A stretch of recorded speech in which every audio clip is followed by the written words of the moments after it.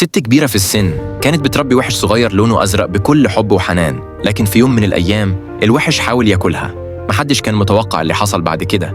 الست فتحت بقها وبلعت الوحش مرة واحدة. بعدها مشيت ناحية قفص مليان أكل من كل الأنواع، وجنبه كانت في سلة.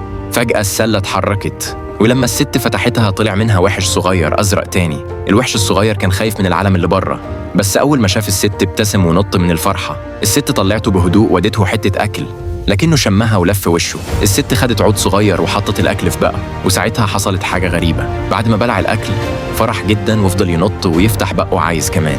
الست ابتسمت ودته جمبري، وأول ما أكله كبر شوية واتحمس أكتر. بعدها طلعت ساندويتش. الوحش بلعه في لقمة واحدة وبقى جسمه شكله شبه المثلث. لما أكل موز طلع له ديل صغير في ظهره.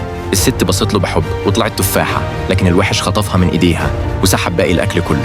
كل ما كان بياكل كان بيكبر أكتر، ولحد ما الأكل كله خلص.